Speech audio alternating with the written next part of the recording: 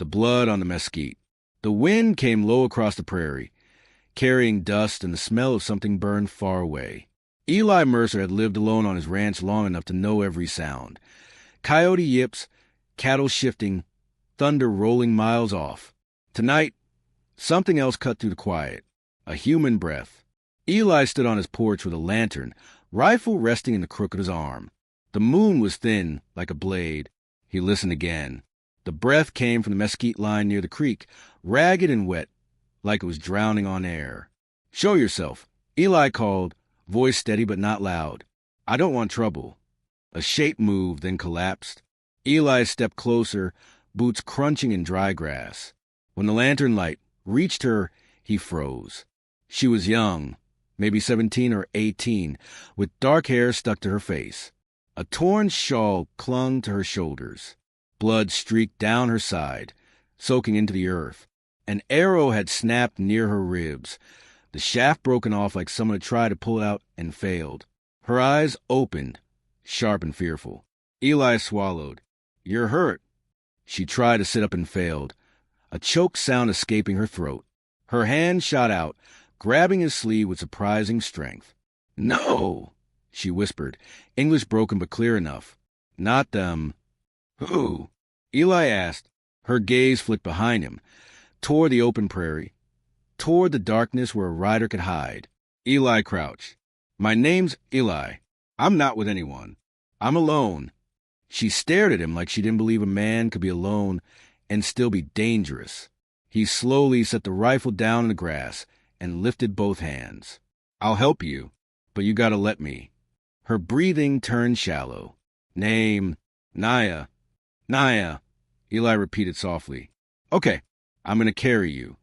The moment his arms slipped under her knees and back, her body went rigid, then sagged as pain stole her strength. Her fingers still clutched his shirt, like it was the only solid thing in a spinning world. Inside the cabin, Eli laid her on his bed and lit every lamp. The small room glowed warm, but Naya's skin was cold with shock. Eli poured water into a tin cup and held it to her lips. She drank, then coughed. "They hunt." "Who hunts you?" Eli asked again. Her eyes glistened, not with tears yet, but with a trapped kind of anger. "Men. White men." Eli's jaw tightened. "Out here." She nodded weakly. "With badges. Say they law." Eli felt the old bitterness rise. He'd seen law used as a club more times than he could count. "Where'd you come from?" Naya's voice was barely a thread. "From River Camp, Comanche." Eli didn't flinch at the word. He'd heard folks spit it like it was poison. But here, in his cabin, it was just a fact. A wounded girl on his bed. A human being bleeding through her clothes. He took a knife, heated it, and worked carefully at the wound. Naya gasped and grabbed his wrist. "Don't," she pleaded. "I have to," Eli said, eyes steady. "If I leave it, you die." Her gaze searched his face. Then she let go, slowly, like surrendering a weapon. "If I die, they win." "You're not dying," Eli told her. "Not tonight." He cleaned the wound, pulled out a jagged arrowhead, and wrapped her tight. When it was done, Eli sat on the edge of the bed, sweat on his brow. Naya stared at him. "Why you help?" Eli stared at his hands, stained red. "Because I've been left for dead before." Silence settled, heavy and real. Then, faintly, came the sound of hoofbeats. Many hoofbeats, far off, like thunder trying to decide if it would strike. Eli stood. His eyes went to the window. Naya's face drained to what little color she had left. "They found me," she whispered. "Eli, run." Eli picked up his rifle and stepped toward the door. And outside in the dark, a voice carried across the prairie, deep, commanding, and not English. 50 shadows moved at the edge of the lantern light. Eli's hand tightened on the rifle as the voice called again. Naya whispered, trembling, "Warriors." The price of mercy. Eli stepped onto the porch, lantern held high. The riders didn't move closer, but they didn't retreat either. Their horses stamped and snorted, breath steaming in the cold night. A man rode forward slowly, tall, straight-backed, his hair tied tight, a feather woven near the knot. His eyes were calm, but calm like a blade laid flat on a table. He spoke in Comanche first, then in careful English. "You have our blood in your house." Eli kept his rifle pointed down. "She came to my land wounded. I didn't put that arrow in her." The man studied him. Some men lie with the same mouth they pray. Eli's voice roughened. "I don't pray much, and I don't lie." A murmur traveled through the riders. Not anger, something sharper. Suspicion mixed with grief. The man's gaze shifted to the window, where a faint silhouette moved behind the curtain. "Naya," he called, his voice softening. "Little hawk, are you alive?" Naya's voice came weakly from inside. "I live. Don't hurt him." A ripple of surprise moved through the circle. Eli felt the tension change, not vanish, but shift direction, like wind turning before a storm. The man nodded once, solemn. "I am Tahuya. People call me Stone Bear. I am her uncle." Eli exhaled slowly. "You can see her, but not all of you. She needs rest." Stone Bear's eyes narrowed. "You think you can command 50 warriors?" Eli met his gaze. "No, I'm asking you to choose. If you rush in, she panics. She bleeds again. If you want her to live, you step careful." For a long moment, only the horses spoke, shifting and snorting. Then Stone Bear swung down from his horse and walked forward alone. He stopped at the porch steps, hands open to show he carried no weapon drawn. Eli stepped aside. Inside, Stone Bear knelt beside the bed like the room was sacred. Naya's eyes filled when she saw him. She tried to sit up. Pain forced her back. Stone Bear touched her forehead gently. "Who did this?" Naya swallowed. "Men from the agency. And cattlemen. They came to camp. Said we stole. Said we must pay." Stone Bear's jaw tightened. "We did not steal." "I know," Naya whispered. "But they wanted land, river water. They said paper says theirs." Eli felt his stomach turn. He'd seen papers used to steal a man's whole life with a signature and a smile. Stone Bear looked at Eli, voice low. "She says badges hunted her." Eli nodded. "I heard riders earlier. I think they're still near." Stone Bear rose and went to window. His eyes scanned the darkness like he could read footprints in air. "If they are near, they will come." Eli's mouth went dry. "If your men stay out there, they'll think I'm hiding warriors." Stone Bear didn't flinch. "And if my men leave, they will think we fear them." Eli leaned closer. "Or they'll kill her while she sleeps." That landed. Stone Bear's eyes sharpened. He turned toward the door and spoke in Comanche, short, firm. Outside, hooves shifted. Riders moved back from the cabin, fanning into the mesquite line, disappearing into shadow like they were never there. Eli stared. "They're hiding." Stone Bear's voice stayed even. "We can be the wind, or we can be the storm. Tonight we are the wind." Eli nodded once, respect growing in him like a slow fire. Naya's eyes fluttered. "Eli," she whispered, fear creeping back in. "They have paper. They say my father signed. But he never." Eli frowned. "Signed what?" "Gave land, river, everything," Naya said. "They made him drink. They held knife to my little brother." Eli felt his hands curl into fists. "Who?" Naya's voice cracked. "Agent Harrow and the cattle baron. Clyde Rusk." Eli knew that name. Everyone did. Clyde Rusk owned half the county's cattle, the other half of its judges and all of its rumors. Eli stared at Stone Bear. "If I take you to town with this, they'll call an attack." Stone Bear's voice was quiet, but heavy. "If we do nothing, they call progress." Before Eli could answer, a distant shout rose outside. English. "Mercer, open up." Lantern light flashed between trees. Men on horseback, at least a dozen. Eli's blood ran cold. Stone Bear's hand moved, not to a weapon, but at Eli's shoulder. "Choose," he said. "Do you open the door or do you lie?" Eli looked at Naya, pale on his bed. Then the shout came again, closer now. "We know you're in there. We're looking for an injured thief." Eli stepped toward the door, heart hammering. A town built on fear. Eli opened the door a hand's width. lantern held high. A man in a dusty coat shoved forward, a metal badge catching the light. Agent Harrow. His smile didn't touch his eyes. Evening, Mercer. Heard you had company. Eli kept his voice calm. Just me and my cows. Harrow leaned in, sniffing like a dog. Funny, I smell blood on the wind. Eli didn't move. A coyote took a calf earlier. Harrow's gaze slid past Eli's shoulder into the cabin. Mind if we take a look? Official business. Behind Harrow, Clyde Rusk's men sat on horses, rifles across saddles, faces hidden under hats. Not lawmen, hired hands pretending to be righteous. Eli felt Stone Bear behind him, silent as a shadow. Nia didn't make a sound, but Eli could feel her fear like heat. Eli swallowed. You don't have a warrant. Harrow laughed softly. Out here, Mercer, I'm the warrant. Eli leaned closer, lowering his voice. Then why bring Rusk's men? Harrow's smile sharpened. Because Comanche thieves travel in packs. Like wolves. And wolves understand one language. Eli's patience snapped at his chest, but he forced it back down. Anger was a match, bright, quick, and easy to stomp out if you weren't careful. He stepped aside just enough to let Harrow see the room, but not enough to let him enter. You can't come in without a reason. Harrow's eyes glittered. Reason? How about stolen cattle? Missing rifles? A burned wagon on the South Road?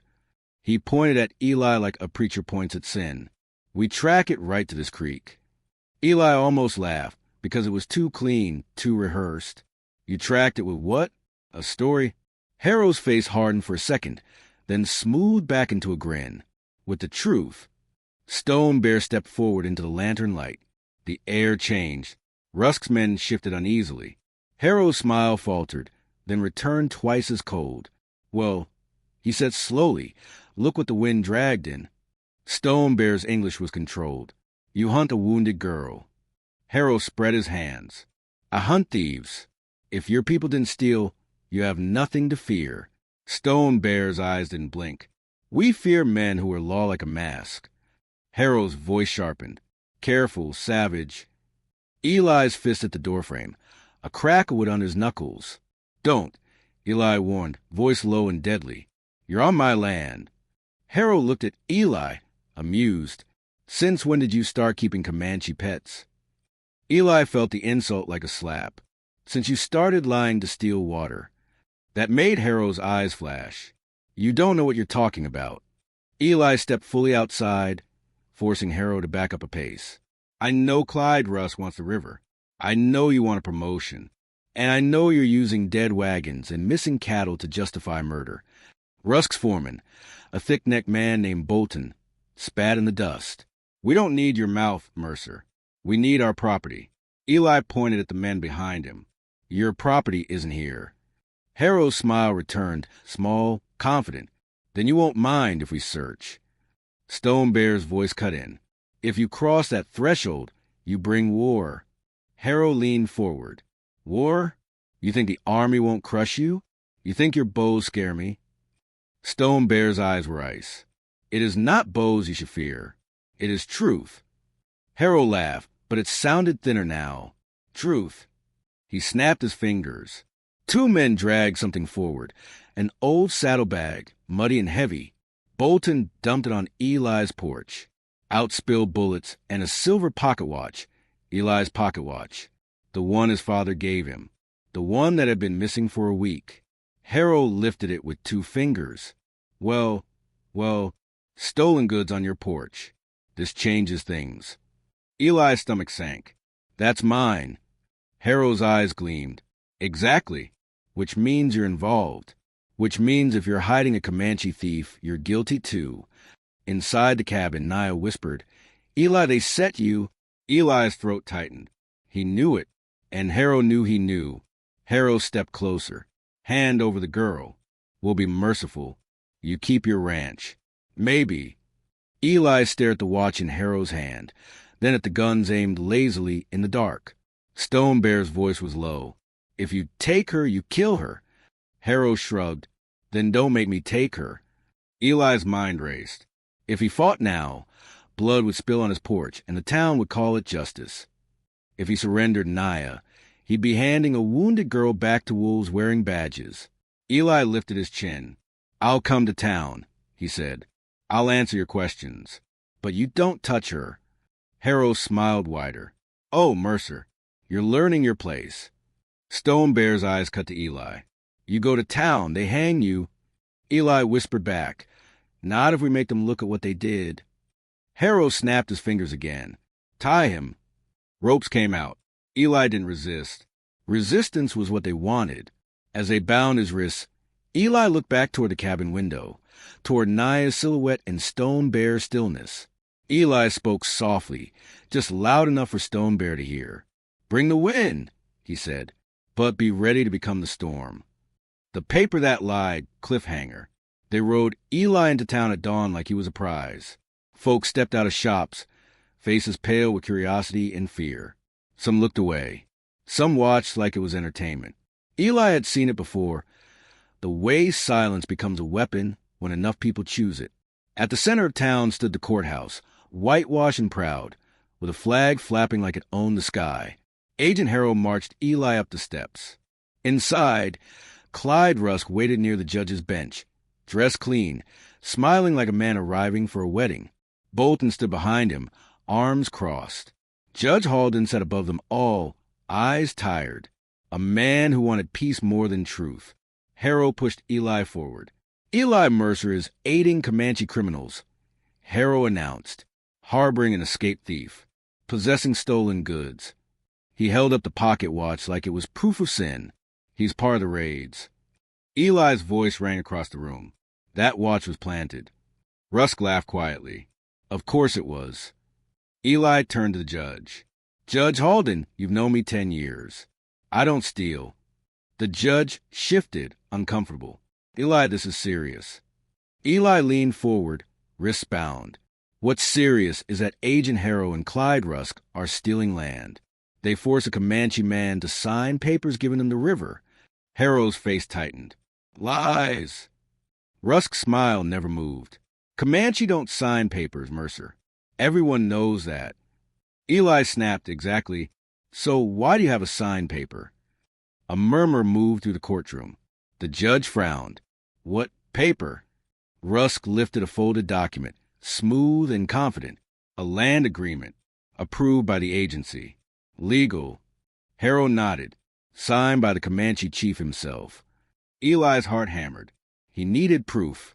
Words weren't enough. Not in a room built for paper. The door creaked open. A woman stepped in, an older woman from the Comanche camp, her face lined with grief and stubborn strength. 2 deputies tried to stop her, but she kept walking like she had every right. Judge Halden blinked. "Ma'am, this court." She spoke in steady English. "My name is Lila Two Rivers. I translate for my people." Harrow's eyes narrowed. "Who let her in?" Lila's gaze locked on the judge. "Truth let me in." She pointed to the paper in Rusk's hand. "That signature is false." Rusk's smile thinned. "You're saying the agency forged a document?" Lila's voice did not shake. "I am saying you forced my brother to put his mark while he was drunk and bleeding. I am saying you threatened his child." Harrow slammed a hand on a table. "Enough. This is—" The courthouse window suddenly rattled. One sharp crack. Everyone froze. Another crack. Not gunshots, rocks, thrown against the outside walls. Then the sound of horses, many horses, circling the town like a tightening rope. Bolton's face paled. "Russ, that's them." Rusk's voice rose, forced calm. "Judge, call the militia." Judge Halden swallowed. "Deputies." The doors burst open. Stone Bear walked in alone, hands open, unarmed. Behind him, in the doorway and outside in the street, Comanche riders sat their horses, silent, watching, waiting, not attacking, just present. A living statement. We are not invisible. The room went dead quiet. Stone Bear's voice carried. "We come for our girl, and for the truth you buried." Harrow pointed. "Arrest him." No, deputy moved. Eli stared at the deputies. Men who'd eaten his wife's biscuits at church socials, men who'd borrowed his tools. Their eyes flicked to windows, to the riders outside. Fear kept him still. Stone Bear stepped closer to the bench. "Judge," he said, respectful but unbending. "You hear paper. Now hear people." Lila lifted her chin. "I can prove it," she said. "The ink on that paper is new. The date is old." Rusk scoffed. "You can't." Eli spoke fast. "Judge, bring the county clerk. Check the registry. If that land was transferred legally, it'll be recorded. If it's not, then this paper's a lie." Judge Halden's hands trembled as he looked at Harrow, then at Rusk, then at the silent riders outside. He finally nodded. "Bring the clerk." Minutes stretched. When the clerk arrived, sweating, he flipped through records with shaking hands. "Judge," he stammered, "there's no filing for this transfer. No stamp. No official receipt." A murmur rolled through the room, louder this time. Rusk's smile broke. "You incompetent." Harrow's voice snapped like a whip. "This court is suspended. I'm taking Mercer into federal custody." He drew his pistol. Stone Bear didn't move, but his eyes turned hard. Eli's bound hands clenched. "Harrow," Eli warned. "Don't." Harrow aimed at Eli's chest, teeth bared. "You should have stayed quiet, rancher." And from the doorway, a familiar weak voice called out, "Naya." She stood there supported by Lila, pale but upright, her eyes burning with something stronger than fear. "You want thief." Naya said, voice clear, "Look at him." She pointed at Harrow. The storm and the sunrise finale. For one heartbeat, the entire town held its breath. Harrow's pistol aimed at Naya, like she was nothing more than a problem to erase. His eyes were wild now, because lies can survive questions, but they can't survive witnesses. Eli stepped forward, bound hands raised. "Harrow," he said, voice steady, "you shoot her in this courthouse and every person here will know who you are." Harrow's lips curled. "They already know. They just don't say it." Judge Halden found his voice, thin and trembling. Agent Harrow lowered the weapon. Harrow didn't even glance at him. "Sit down, Judge." Rusk moved a step back, face tight. He wasn't brave without money protecting him. Stone Bear spoke softly, but the room heard him. "Put it down. You will leave alive." Harrow laughed, sharp and desperate. "You think I'm afraid of your riders?" Stone Bear's gaze stayed calm. "No, you are afraid of being seen." Naya took one step forward, pain written across her face, but her spine straight. "My father never signed," she said. "You make him. You hurt my brother. You kill two men when they refuse. You burn wagon and say we do it." Harrow's face twisted. "Shut up." Naya didn't. "Eli saved me," she said, voice rising. "He saved life. You try take life." Harrow's pistol shook slightly now, the barrel wavering like his confidence. And that was the moment the sheriff finally moved. Sheriff Danner, a man who'd avoided choosing sides his whole life, stepped out from behind a pillar. His hand rested on his holster. "Harrow," he said, voice low, "you're in my county. You're pointing a gun at a witness. Put it down." Harrow sneered. "You too, Danner? You want to be remembered as the man who sided with savages." Danner's jaw clenched. "I want to be remembered as a man who did his job." Harrow's eyes darted. Judge, sheriff, Eli, Stone Bear, Naya. He realized he was alone. So he did what cowards do when they're cornered. He fired. The shot cracked like lightning. Eli lunged without thinking, throwing his body sideways, still bound, trying to block the line of fire. But Stone Bear moved faster than grief. He stepped into the path with a single sharp motion and struck Harrow's wrist with the side of his hand.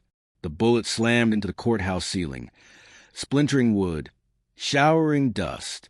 The room exploded into motion. Sheriff Danner drew and aimed. "Drop it." Harrow spun toward the door, reaching for his second weapon. Bolton grabbed him from behind, not to stop him, but to use him. "You idiot!" Bolton snarled. "You ruined everything." Harrow shoved Bolton off. In the scramble, Rusk tried to slip away like a rat, leaving a sinking ship. Eli saw it. "Rusk!" he shouted. "Don't run now." Rusk bolted through the side door, pushing past townsfolk. Outside, his men swung into saddles. Stone Bear's voice rang out in Comanche, one command. The riders didn't charge with rage. They moved with purpose. They cut off the street, blocking exits without firing a single shot. The storm didn't come as slaughter. It came as control. Sheriff Danner shouted to his deputies, "Arrest Harrow!" 2 deputies finally grabbed Harrow's arms and wrenched his pistol away. Harrow fought like a trapped animal, spitting curses. "You can't. I'm federal." Judge Halden's face was pale, but his voice came strong at last. "Not above the law," he said. "Not here." Eli's ropes were cut. His wrist throbbed, but he stood tall. Naya swayed, and Lila steadied her. Naya's eyes never left Harrow. "You take my fear," she said quietly. "Today I take it back." Rusk was dragged into the street by townsmen, not Comanche, by ranchers and shopkeepers who were tired of being bullied. Even Bolton, face gray, realized the money wasn't worth prison. Sheriff Danner read charges out loud: fraud, assault, attempted murder, conspiracy. The words sounded like a new language in that town: accountability. Days later, the truth spread beyond the county. Inspectors came. Records were audited. The forged paper became evidence, not authority. Rusk's empire cracked when people finally saw the rot under it shine. And Eli, once the lonely rancher, found his cabin wasn't so quiet anymore. Naya healed slowly. Some mornings she sat on his porch with coffee she didn't pretend to like. She watched the sunrise and speak in short sentences that carried long meaning. One evening, Eli said, "You could go back when you're strong." Naya looked at him, her eyes steady. "I will go back," she said, "but not to hide." Eli nodded, understanding something he'd never understood alone. "And I won't hide either." Stone Bear visited before they left, standing in the yard where blood had once soaked the dirt. He offered Eli a small carved token, simple, worn smooth. "For courage," he said. Eli held it carefully. "I didn't feel brave." Stone Bear's mouth lifted slightly. "Brave is not a feeling," he said. "It is a choice you make while you are afraid." Naya stepped beside Eli, the wind catching her hair. "You saved me," she said. "Now you save your own heart. Not alone." Eli looked across the land. His land, yes, but also the land that had been stolen and lied over for too long. He felt something unfamiliar settle in his chest. Hope, heavy and real. And as 50 riders turned their horses toward home, not as enemies, but as witnesses, the town watched in silence. This time, it wasn't a silence of fear. It was a silence of people finally learning respect.